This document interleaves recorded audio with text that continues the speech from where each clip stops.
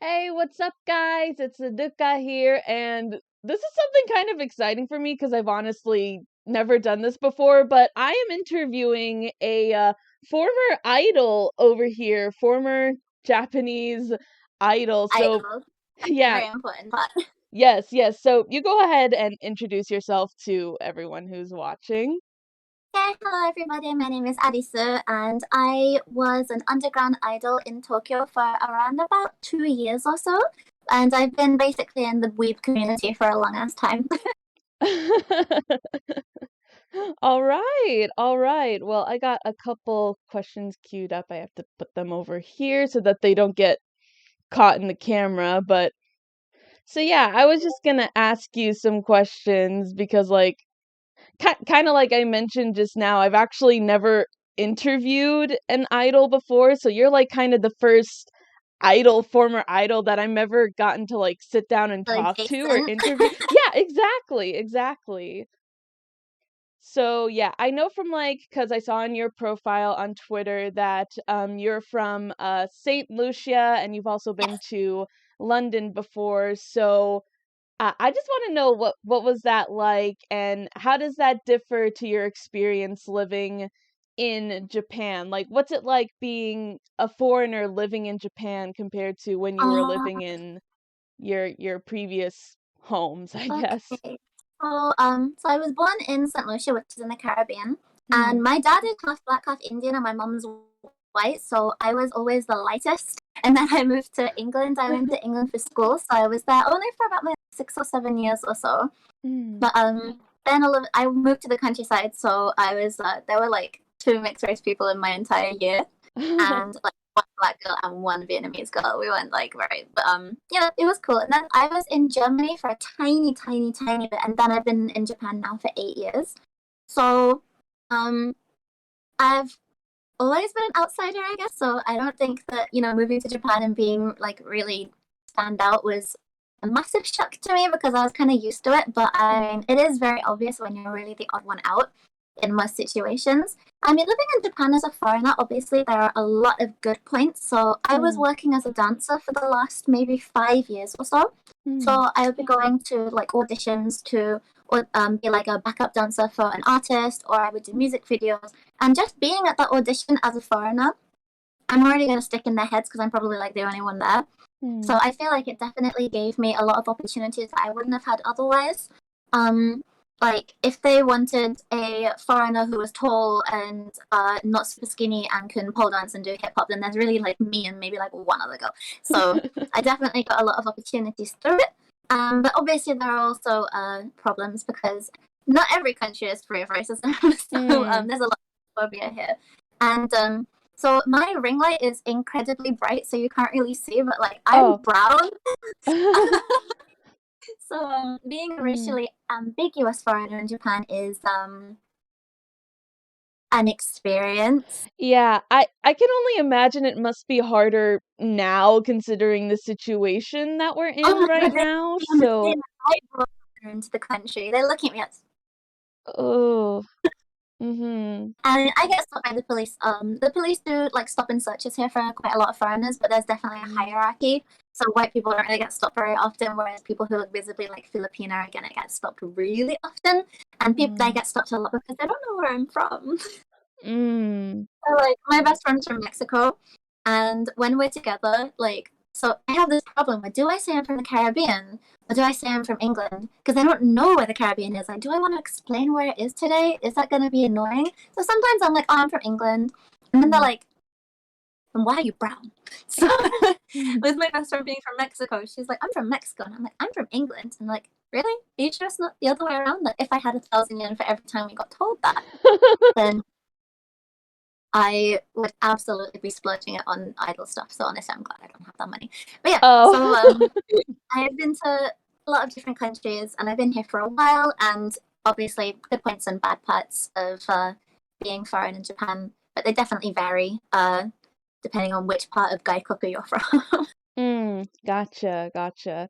So, what was the moment like? What made you decide that you wanted to go to Japan and pursue like being an idol? Like what made that come Mhm. about? So I originally came to Japan the first time ever when I was 16. I arrived on my Mm. 16th birthday, and it was for a camp. So I went to this youth camp, and it had loads of different people from different countries, and we'd all gather in one country and teach each other about our culture and learn about the culture of the country that we were in. Oh, So that's that so was like cool. cool. I stayed with 3 host families. We got to try like flower arranging, which I'm terrible at, and tea ceremony, which I hate, and all of that stuff. That was the first time I was here, and I was Mhm. really into visual kei and like J rock back then, and I'd liked that Ah. for a long time, so I was into idols. Mhm. Um, I didn't move. I moved here when I was 18, Mhm. and I wanted to go into the entertainment industry, Mhm. like literally from the get go, because that was my plan. I was like, I'm gonna move to Japan. I'm gonna go into an agency. I'm gonna do all of this stuff. But then, like, I really held myself back. I arrived and I would set these goals for myself. Like, I will apply for an agency when I've lost so much weight, or when I've done this, or when I've done Mm. that. I didn't have any confidence in myself, so it actually took me a very long time. I didn't. I started working in performance when I was 22, Hmm. 22, I think. And then I was dancing hip hop. I wanted to do cute stuff. I like kawaii shit. So like always dancing like hip hop, and like so I was dancing a lot to heavy metal music. And I was in an agency that gave me a lot of TV jobs. And the agency, like my manager messaged me like, there's this competition called Idol Solo Queen Contest, and it's for idols who have already debuted in a group, but they want to show their talents as a soloist on stage. And they were looking for like foreign representatives, and I was like, well, I am foreign. So Mhm. I got to stand on stage with all these like idols who have been like active for ages and perform in front of the crowd, basically just use all of their fans. I didn't have a single fan in there. They don't know me. And I Mhm. had the time of my life, and I was like, damn, I want to do this. Like, I really want to. So that was kind of when I decided, actually, I think I could do this. I think I really could perform. I could do idol stuff. And then I went through all this thing of auditioning for different groups and auditioning for agencies and just having a terrible time. Such a terrible time that I was like, I will do it myself. And I did. And that's the end of the story. Hmm. Did you ever like when you were auditioning, did you mainly go for like smaller indie like underground groups, or did you ever audition for like big groups, like big name groups? The biggest audition I probably went to was there's an agency called Twin Planet, and Oh, I've heard Minashi of them. Kamina Yeah. is in it. Yeah, a Yeah. lot of everybody. Last Idol is in there. I think Mm. Kamiyado is in there as well, like a big agency. And I actually Mhm. passed the audition, and I ended up Oh. singing. Oh, that's awesome.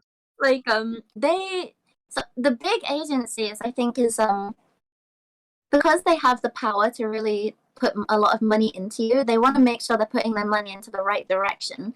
So it's not a case of what you want to do, it's a case of how they're going to make money off of you. Mm. And they didn't want me to be an idol. So I was like, Ah. okay, well, see you. Okay. They Gotcha. thought my talents lied in a place that I didn't really want them to be lying. So, Mhm. but yeah, I did audition. It was an experience because like Mm. I was probably auditioning with about 200 different people. Mhm. But yeah, that was Yeah, I interesting. must say, how did you learn Japanese? Was that difficult for you to learn, or did you pick it up easily? I think I'm probably good with languages because I've never really had any problems with them. I learned Japanese mostly on the internet. Like when I was in secondary school in England, there was a website called like learnjapanese.info, and they had all these like grammar lessons, and I picked up the grammar from there. And then for study, I would print out lyrics of songs that I like and translate them and learn the new kanji that came up in them, that kind of stuff. So I never went to school because I don't like school. Mm. um, but yeah, I basically just studied it by myself. And I think that actually Japanese is an incredibly easy language to learn how to speak every day, like Mm. normally. But it's a very difficult language to study for an exam. So I honestly think that studying at school is probably more difficult than studying it by yourself. Okay. Well, let's see. I did also read from your Twitter that you also worked at a maid cafe, not Yes. just as an idol. So, what was that like? Like, did you work as a maid first? Like, was that kind of a job that you took so you could raise up money to become an idol, or like what came first? And like, did one of those jobs kind of help you? Did like one experience kind of help carry over into the other? Like what was the situation there? So I started Idol first. Mm. I started Oh, okay. Idol in December of the year previous, and then I started Maid in I think March of the next year. I think it was 2020. And basically, I took the Maid job because my normal job was dead as heck because of the pandemic just starting. Yeah. So I wanted to. So my normal job is in the evening, so I wanted a day job to kind of cover the hours that I had like free, and also I was getting on an age, and there's definitely a time limit to be able to do these jobs as a girl in Japan. So Mm. I knew I'm not going to be in this country forever. So I wanted to do all of the jobs that I can only do when I'm young and pretty. Like when I get too old, or like if something happens like to my face or like something like that, I wanted to get all of it out of the way. Mm. So and yes, it did overlap very well. So the Maid Cafe I went to the audition for it, and I told them specifically I am doing idol activities at the moment. Is this going to be a problem? Because the Maid Cafe had their own idol group. Right, right. I And do they were like, remember like there are some maid cafes that they do kind of like idle activities and they like perform for their customers and stuff like that. yeah. So my Maid Cafe had their own idol group that they were sent to the different events that actually I was at with my idol group. So I was wondering if maybe that would be a problem because maybe they would be worried about me stealing their fans, and they said it was no problem. So I stole their fans. And You were like I pulling bought double duty. You'd go to one group and then you're like, okay, bye. And then you just go to the next group. and then so my fans would come to the Maid Cafe to talk to me. So I was Hmm. making money for them as well. So I mean at the events, so you do your stage. There's like probably like 10 other groups performing. You do your little stage, and then afterwards you will go and do merchandise selling afterwards. So Right. there's not really any long opportunity to talk to the idols, which is good because you don't really want to be talking to them that long. Oh. From an idol's point of view, by the way. And so it was kind of good for my fans because it meant they could come to the cafe and they could talk to me like you could use like slowly, leisurely. They could talk to me kind Mm. of like at a more leisurely pace. We could actually have conversations. I ended up making really good connections with the people that I knew from the lives. Mm. And then I think it like definitely strengthened our bond through that as well. And then I ended up stealing a bunch of the customers from the Maid Cafe to come and bring them to my lives. So it was like a win, and both of the wins were for me. No, yeah, that's really good that worked out. Kind of in junction with that, you talked about being like close with your fans and getting close with them. Were you close with any of your like group mates from the group that you were in or from the maid cafe that you worked at? So I've been in three groups now altogether, if you include Mm. the one-off one that I made for my final ever live. And Mm. there's been one constant. Her name's Lydia, and she's from Mexico. And she was pink in My Doremi, and then she was purple, and then she's been purple since then. And I am honestly blessed to know her. I can't believe I got so lucky to be in a group with her, and now she's like one of my closest friends. And then Aw. at the Maid Cafe, I became very good friends with one of my kohai, um, who is older than me. We were the two. Mm. There was me, her, and the Tenjo, and we were the three oldest girls. And we're like really. She messages me for advice quite a lot, and I know like I like being like feeling like I'm being depended on. And Mm. also, we have a lot of stuff in common. So she's the only one from the Maid Cafe that I've ever seen outside of the Maid Cafe. Mm. So, yeah, I definitely made some really, really, really nice connections with both of these places. Oh, that's really nice to hear. That's really sweet. So, I did want to, I did mention this to you before, but you talk about very openly on your Twitter about being a bisexual woman and also an autistic woman living in Japan. So, I Yeah. wanted to ask what your experience was like there. Like, did people, whether it was like the people you worked with, the staff, or your fans, did people ever treat you differently because, like, if they knew about your sexuality or your autism? Like, what So was that I situation actually like? was not open about being bisexual until I quit Idol for this reason. Ah, okay. So Okay. literally, like the second I quit my group, I was like, guys, you know I'm gay. Ah, okay. I was open about it with like my private Instagram and my private Twitter, but Mm, until I quit the idol group, I was not very open about that at all. I was mm, always open about being autistic though, but the attitudes towards mental health in Japan are mm. not great, and the Yeah. understanding towards neurodivergence over here is also uh, not great.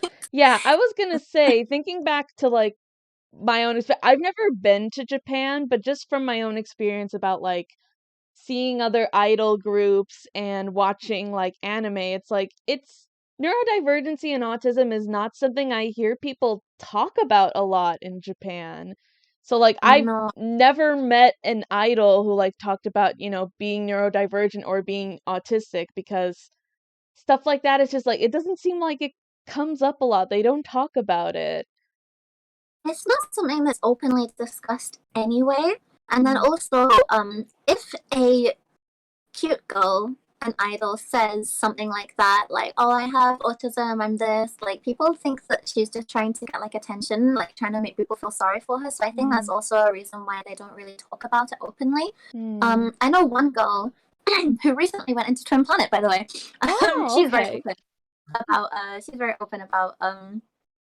her like the problems that she faces through that. I don't really talk about it in Japanese on Twitter, like Mm. very often, because I don't want to argue with people because they say some dumbass things. I mean, you know what Twitter's like, it'd be like that. Like Yeah, I was yeah. talking to a Japanese guy and I was like, okay, so anyway, I just brought it up very, very easily. Like, okay, well, so I'm autistic, so blah blah blah blah. And he was like, oh really? So like, do you like feel emotions? Yes, sir. And he was like, so like, Mm. do you cry? I was like, yeah, I cry daily. He's like, oh, you can't be autistic then. I'm like, what? So it's, Uh, it's so yeah.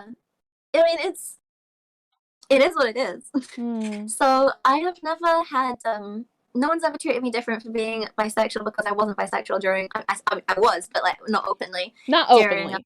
time I was an idol. But I people probably clocked it because I was really gay on stage. And also like It's like they could kind of tell. yeah, also I say I let things slip in English. So if they so wanted to, they could absolutely click that Google Translate button on my tweets and see how thirsty I am for all these girls. Oh, okay. So I mean, probably a lot of people kind of figured it out already. But as for being neurodivergent, like I mean, I bring it up in conversation, but very casually, and mostly to talk about why I don't like certain foods. Because Japanese people love to talk about food, although like, can you eat Mm. this? Can you eat this Japanese food? And I'm like, okay, so I needed to understand that the reason I can't eat these foods isn't because I'm not used to Japanese flavors or anything. It's because I'm autistic and I have hypersensitivity to certain Mm. textures and I will vomit. And they're like, huh, autistic. Anyway, so he's like, Okay.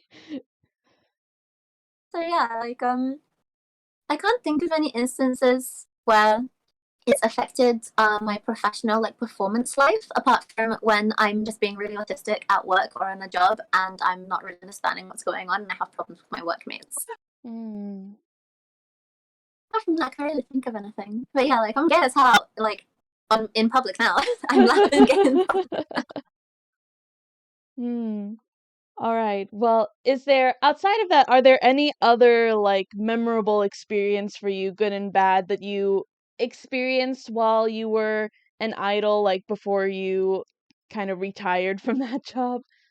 Um, I mean, all of it was incredible. So, I Mm. mean, the main thing for me was our debut live. And that's kind of one thing that kind of annoyed. So, I said that I did everything by myself. So, I had all these problems with different agencies.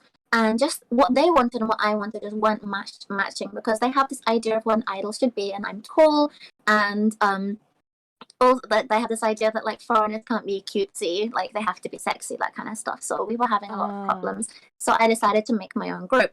And it was everything was on my shoulders. Like I was the manager, I was the producer, I was the leader, I did everything. I'm sorry, my phone keeps vibrating. But yeah, so I mean, it was exhausting. So I was doing all the scheduling for the members. I was doing all of the practices. I was booking the studios. I was choreographing the dances. I was writing the lyrics actually as well. I was making the music that we would come out on stage to. I was creating the like the background music, that kind of stuff.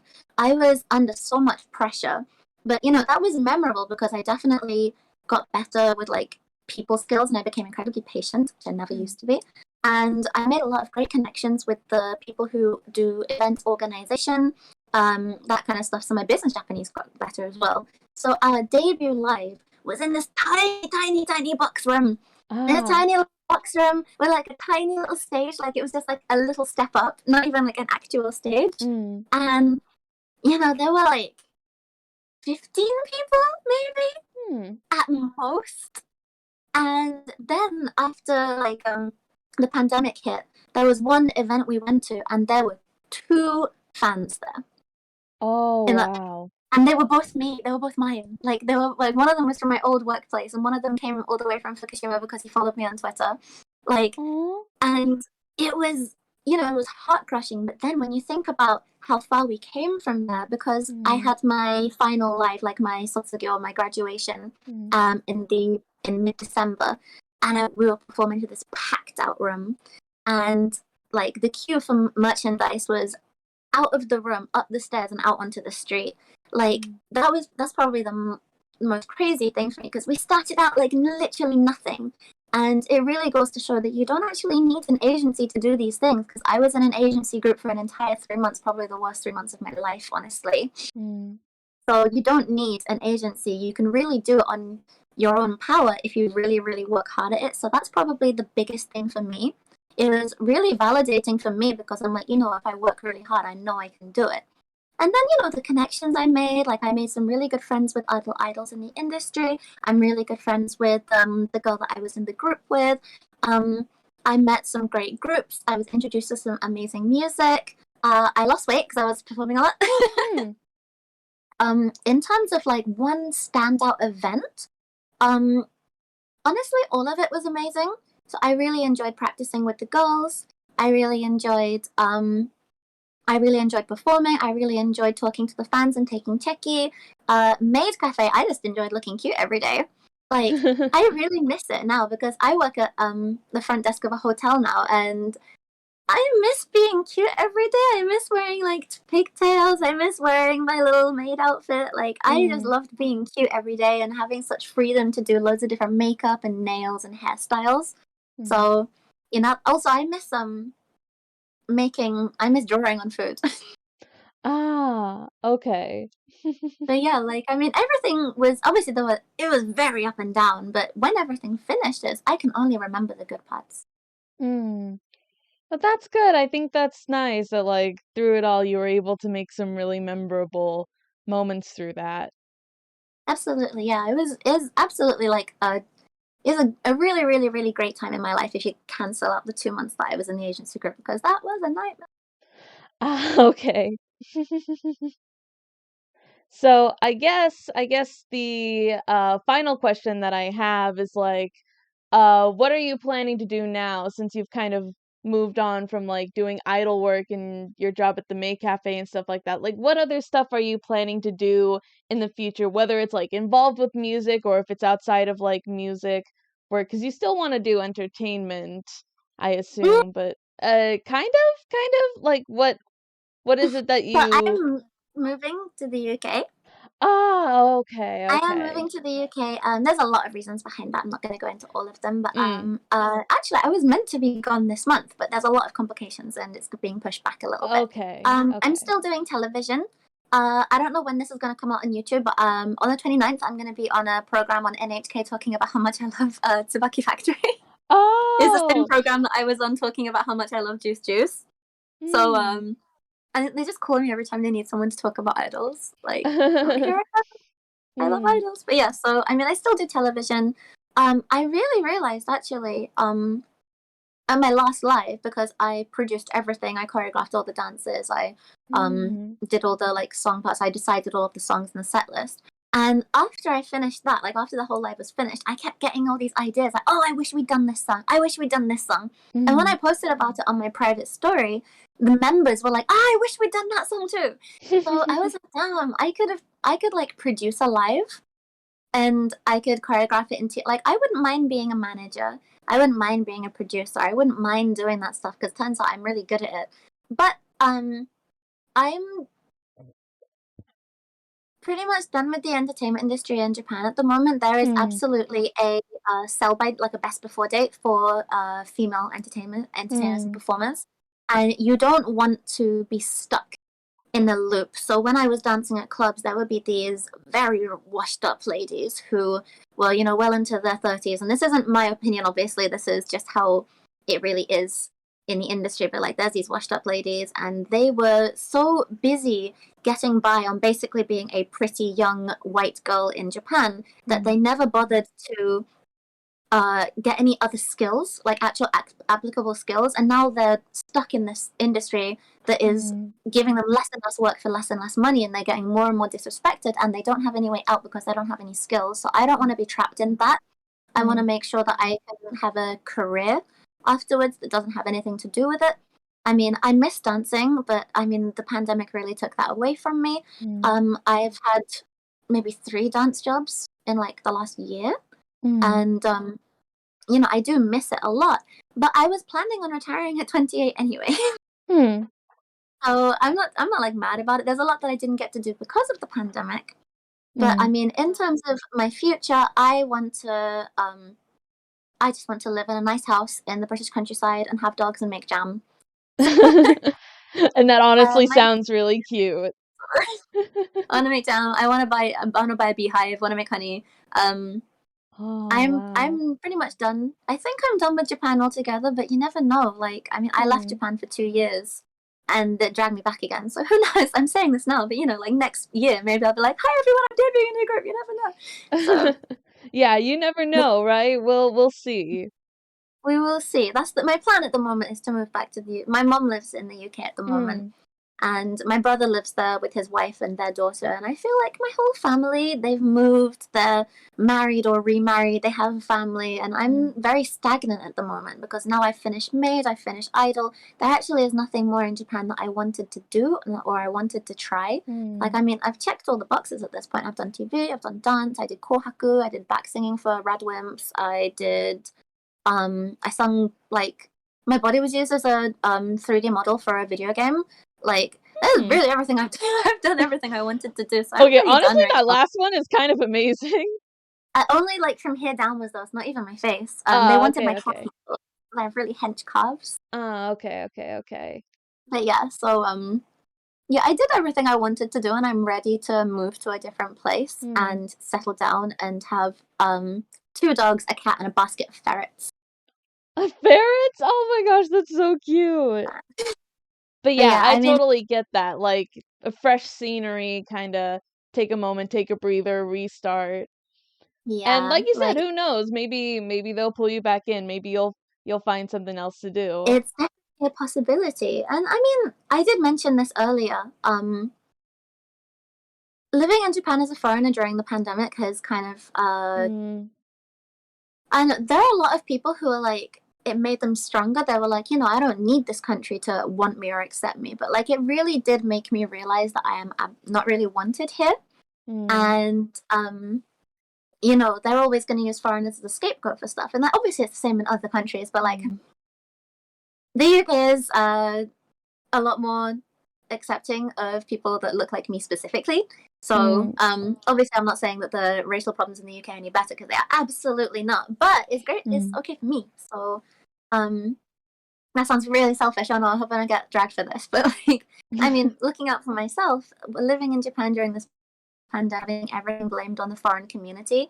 And I mean, if there's a person on the train who isn't wearing a mask and they're Japanese, people are like, oh, that man isn't wearing a mask. But if I don't wear a mask on the train, then there's going to be like a tweet on Twitter with like 1 million retweets saying, foreigners on the train never wear masks. Like, I'm all of a sudden like the face of the entire foreign community, and I'm very tired of it.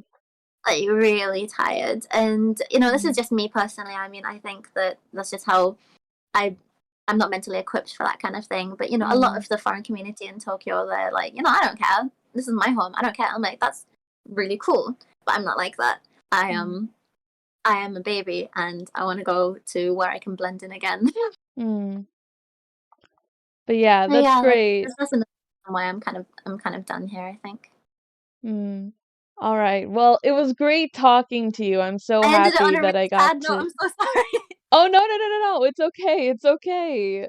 Like It was I'm a the one who got whole. disconnected in between, so like I said, I'll fix that post edit, but yeah, I'm really glad that I got to talk to you and hear about some of your experiences, what it's like over there.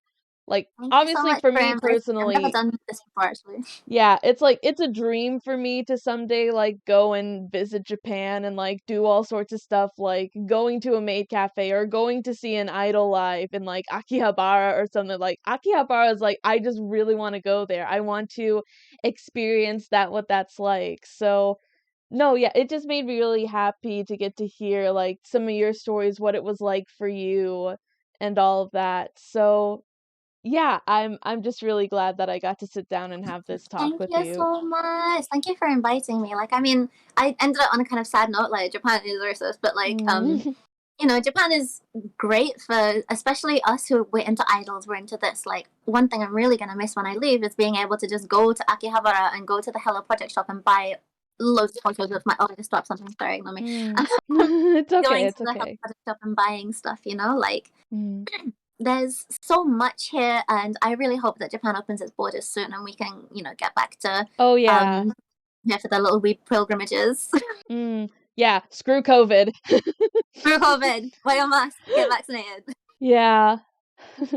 Well, all right. I think that's gonna end the video there. So everyone who's watching this, I hope you enjoyed it. If you did like this video, be sure to leave a like, comment down below, and subscribe for more idol-related content. And we'll see you guys in the next video. So until then, bye bye. Bye.